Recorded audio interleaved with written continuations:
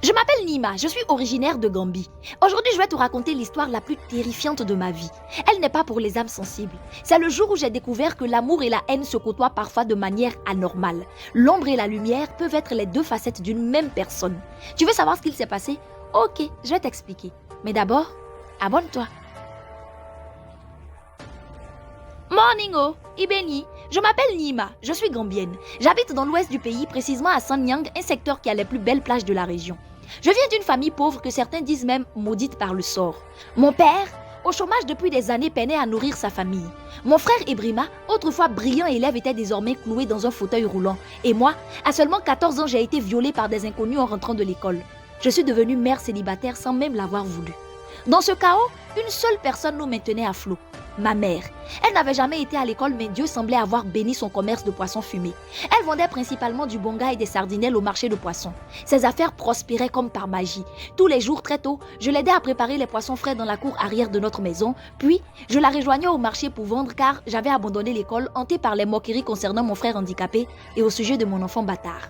Contrairement aux autres pères du quartier, toujours promptes à la colère, chez nous, c'était maman qui commandait. Mon père, lui, était silencieux en permanence, presque absent. Il se contentait de porter mon frère à l'école et de le ramener le soir. Ma mère, elle, gérait tout. Elle pouvait gagner environ 6 000 dalasi les jours où elle ne vendait pas grand-chose. Ça représente environ 100 €, soit plus de 60 000 francs CFA. C'est grâce à son commerce qu'elle payait les factures, les soins de mon frère et même la maison où nous vivions. Elle était notre ange gardien jusqu'à ce qu'une terrible maladie la frappe. En 6 mois, elle devint méconnaissable. Sa peau se collait à ses os et sa respiration devenait comme un souffle d'agonie.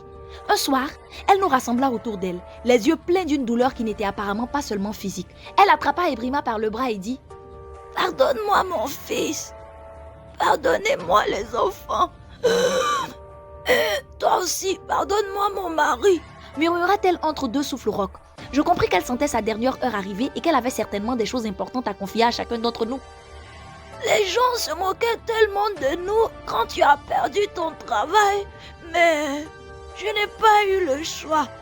Sa voix était enfilée, mais ses mots devenaient aiguisés comme des couteaux.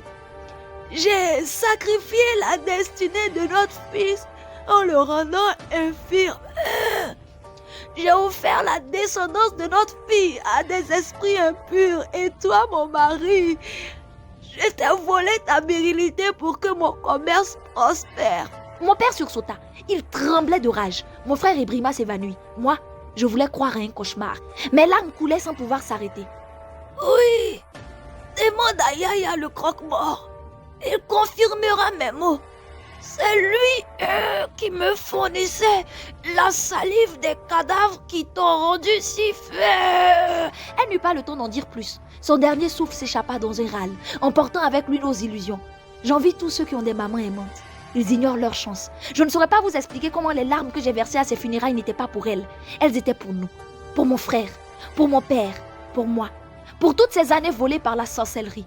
Parfois, le mal ne vient pas de l'extérieur. Il vit sous ton toit et il prend l'apparence du bonheur. Ce que tu n'as jamais vu, faut pas dire que ça n'existe pas. Toute ressemblance avec des faits, des personnages existants ou ayant existé n'est pas du tout le fruit d'une pure coïncidence. Ah, madame.